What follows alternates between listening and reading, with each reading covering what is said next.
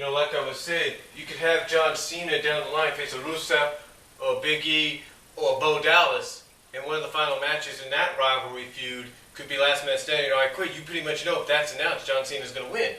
And that's why, if you're in a smart mark town and you have that kind of a match, even if it's between two of the same old guys, like, ooh, push, here's the 5 moves of doom, 1, 2, 3, or I tap out. If you pretty much know you're going to have that, folks, people are going to turn on them. And what you need to do is you need to surprise them. You need to change that. You need to come out and say, all right, this individual is going to go over John Cena in an I Quit match or a last man stand. You really want to know how you could beat John Cena in an I Quit?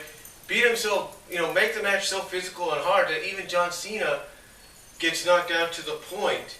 As the ref tries to ask him if he quits, he doesn't quit. He passes out from something. Like you say, if you're going to face a Rusev in an I Quit match, have Rusev put the accolade on him. John Cena's fighting, he's not tapping, he just passes out, and that's it. He doesn't quit. He doesn't pass out. He loses the I Quit match, but he doesn't say I quit. That's one way to say he finally lost an I Quit match, but he didn't quit. Same thing with the last man standing. For once in a while you could have that happen. But if you keep constantly having the same people, like a John Cena, like a Randy Orton, like a Batista, a Triple H, a Sheamus, a Cesaro, I can't believe I can say that, Cesaro, because apparently that's where they're going with him. You keep constantly pushing guys like that, like a Big E down the line, there's no doubt that's going to happen. You keep constantly pushing these guys to where you're going to put them in these kind of matches and environments, it's going to be too predictable. And that's illogical. That's unlogical. That doesn't make sense. What makes sense, what makes a lot of logic, is to throw a wrench into the categories and get people to really think that's going to happen and then go in a different direction or go in a direction they wouldn't expect. You see, WWE has so many unlogical, illogical, nonsensical things going on in the company right now that they just don't understand that no matter what they do, it's not going to make a lot of sense to people. It's not. I mean, what's the point, as good as a segment is, depending on who you ask, what good is the point of Brie Bella quitting the company when you know damn well, like me and anybody else, that in the next few weeks she's going to be back? That Daniel Bryan's going to probably have a match, one of his first matches back will be for the title and will be for his wife's job. That if he wins, he keeps the title, Brie gets her job back. What sense does it make for her to take time off? Unless, of course, some people have speculated she could be pregnant. If that's the case, then fine. Let her have her time off. Let her have her time to, get those motherly instincts going and stuff. But still, the point is, what sense does it make, even if that's not the case? What sense? It doesn't make sense. Yes, it keeps the belt on Daniel Bryan. And then, of course, that's another illogical thing, and I know I'm going to probably get some flack for that too. Everybody has justified that Daniel Bryan is going beyond 30 days without the title. And by realistic standpoint, Daniel Bryan should not be champion right now. He should be stripped. I mean, Schleg Daddy basically said it best. The best way you could have done this segment to really make it memorable is have Stephanie explain the situation, probably throw in that CM Punk reference, go and strip Daniel with the title, and then to put the cold icing on the cold cake, fire Brie Bella. Simple as that. But here's the nonsensical reason why they're not doing this. Here's the illogical reason they're not doing this. It's because WWE is scared. Flat out. I mean, the most logical thing, and everybody's acknowledged this, even on television, is for him to give up the belt. But here's why WWE doesn't want that. Here's why. One, yes, Daniel Bryan is the most over guy right now. He's the most over guy right now, right behind Cena, if not above Cena. But here's another reason. is they don't want the crowd hijacking their shows anymore. You've noticed ever since Daniel Bryan has become champion, the whole hijack Raw, hijack SmackDown, hijack the pay-per-view special events has ceased. They don't want to have to go back into doing that again. They don't want to have to deal with that again. And why? Because if they deal with that again, it shows that they messed up. Just like a lot of people pointing out that the most unlogical, illogical, nonsensical move they made at WrestleMania was having Brock Lesnar, a guy that couldn't beat John Cena, a guy that couldn't beat Triple H, beat the streak. When it didn't make any sense for it to happen. Didn't make any sense. I've come out and basically said it time after time after time. That when the way the match was going, even after that third F5, you could have easily had a call. You could have easily had the ending being, as soon as Brock's going for the pin, have Undertaker slap on the Hell's Gate and that's it. Makes more sense. Makes more sense. It makes more logical sense. Not unlogical, not illogical sense. It makes more sense. And yet WWE doesn't realize that. And why did they do it? Why? Because Undertaker wanted Brock to go over? Why? Because it's the 30th anniversary of WrestleMania? Okay, fine. But still it doesn't make sense. I mean, if you're Vince McMahon, you're Triple H, you're Stephanie, you pretty much override the Undertaker. You tell him, Mark, as good as that is, as good as an idea that is, we can't do it. We got to keep you undefeated. I mean, there's no wonder right now that behind the scenes there's reports of a great divide between Paul Levesque, Triple H, and Vince McMahon. It's because Triple H, he knows, whether you like the guy or not, he knows what's best behind the scenes. He knows what makes more logical sense at times. Vince McMahon's more like, these are the Federation years still. We need the superheroes. We need our Hulk Hogans. We need our Randy Savages. No offense to Randy Savage, a warrior. God rest both their souls. But that's basically he's been telling us. We need all the Hogan, Warriors, Savages, Pipers, kind of guys we need. We need to make it like the Federation years all over again. And he doesn't realize that. He doesn't realize that. And that's possibly part of that great divide. That's possibly part of that great divide between those two behind the scenes is being reported. But the fact is this. The fact is this, ladies and gentlemen. No matter how much WWE tries to spin it, some of the things that are going on camera and behind the scenes, make no sense whatsoever. The unlogical, illogical, and they need to start getting their heads out of their booties and focusing on what makes a more logical sense. I mean, just because, and again, I'm a Daniel Bryan fan, you pretty much know that. I've mentioned that many times before, but the fact is, if WWE wants to be realistic, they need to say, Daniel, look, it's been 30 days, you got to give up the belt, you haven't been able to defend it. You know, just strip him of it. Just say either he gets stripped of it, or he gets sued for a breach of contract. Makes more sense. But again, the nonsensical reason they're not doing it is because they're freaking scared. And they're scared of the fact that their programs are going to get hijacked again. They're scared because pretty much everything's going to get hijacked again. And nothing's going to be left alone. I mean, come on. Seriously, if you have reports going out that Cesaro is your top guy, along with Rusev, to be the ones that win Money in the Bank.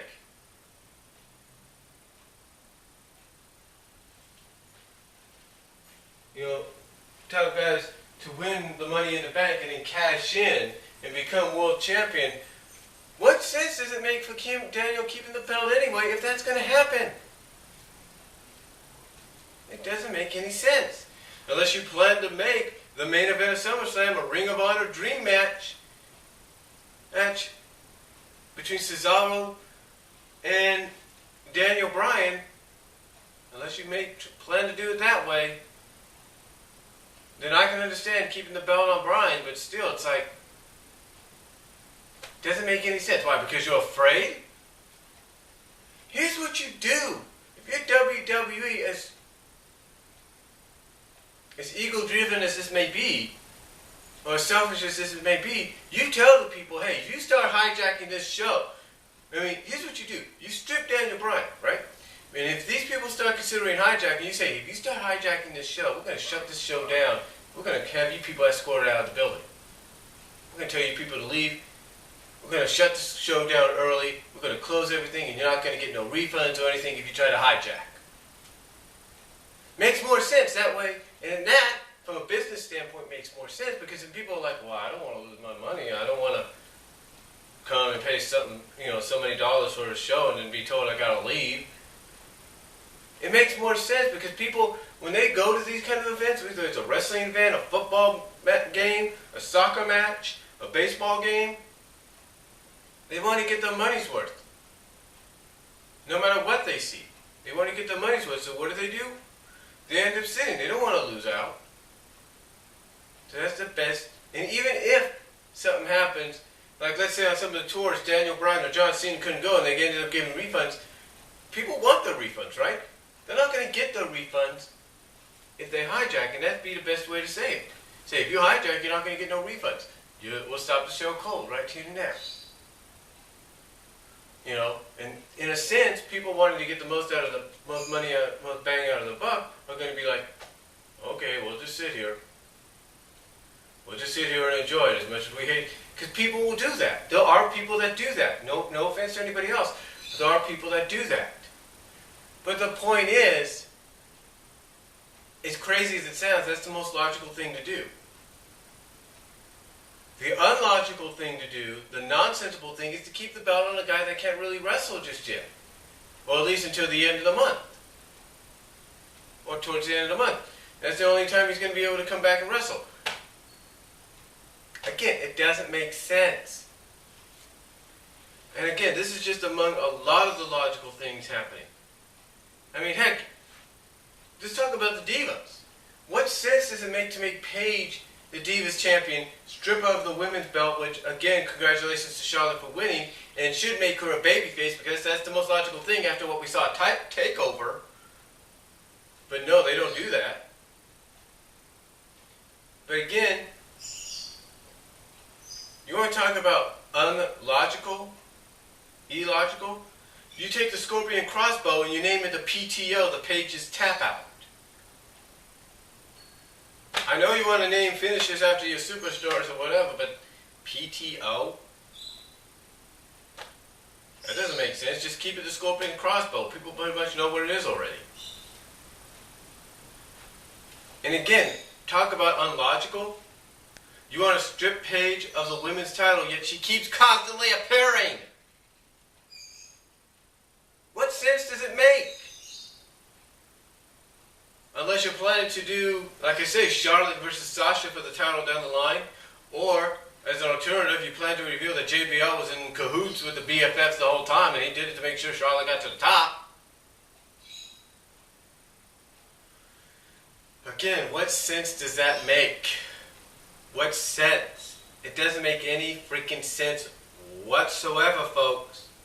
It doesn't. It doesn't make sense to me. It doesn't make sense to any of you watching. It doesn't. I mean, one could probably understand that WWE, the only reason WWE did that is because they want to appeal to that IWC, that portion of the IWC that's behind Paige and loves Paige. And they want Paige to be the best women's champion, Divas champion of all time. And that's okay. That's fine.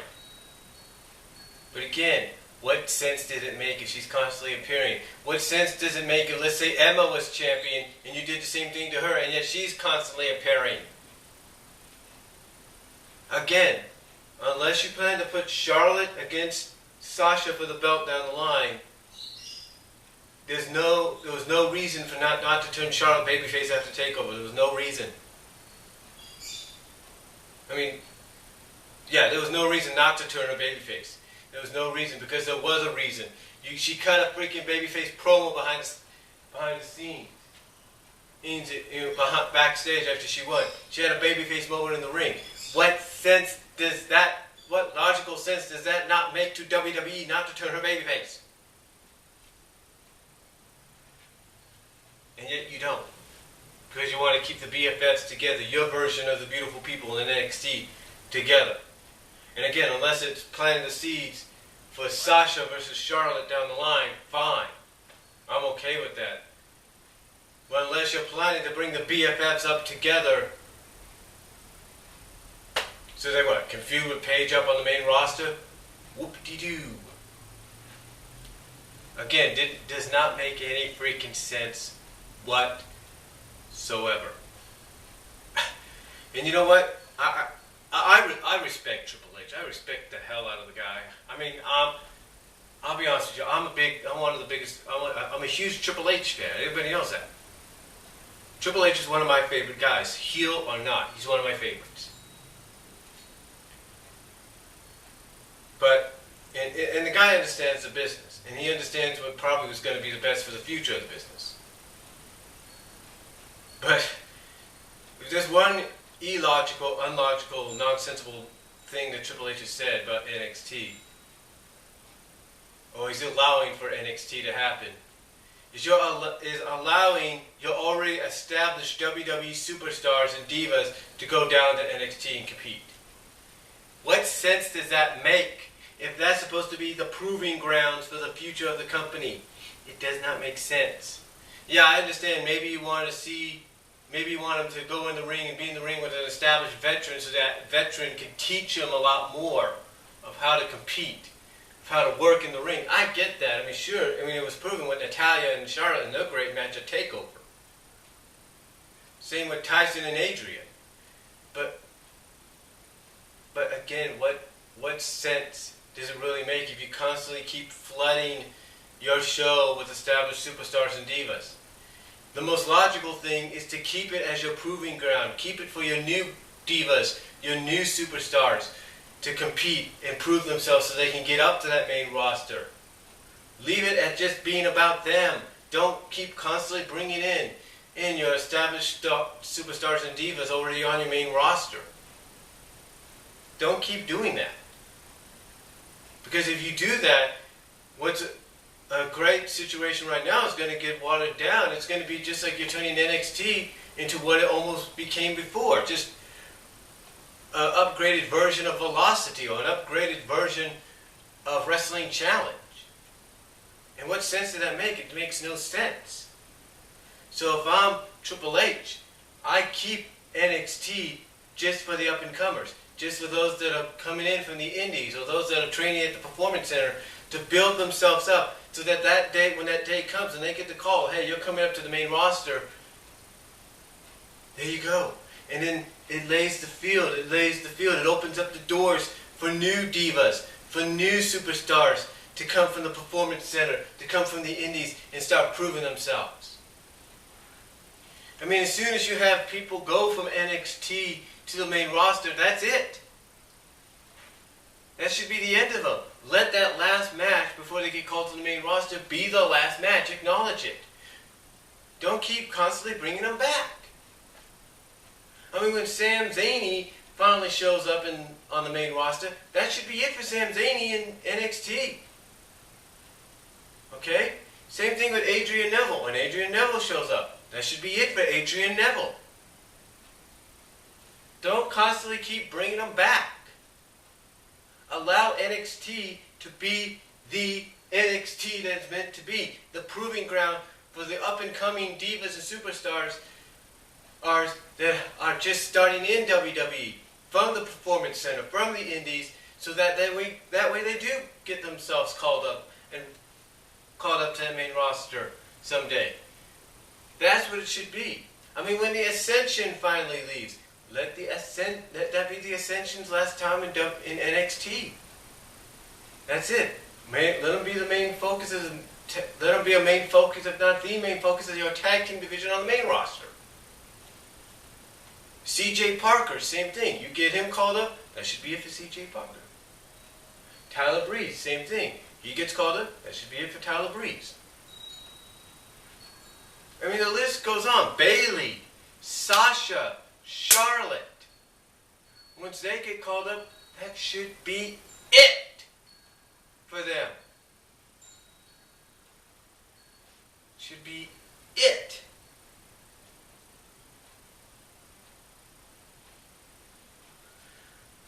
The point is,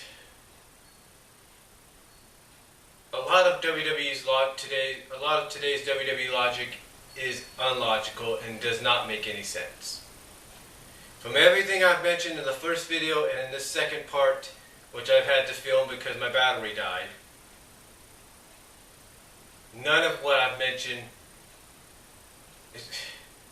the things that I've mentioned are easy to fix, they're easy to make logical sense out of, but WWE's not doing it. And they need to.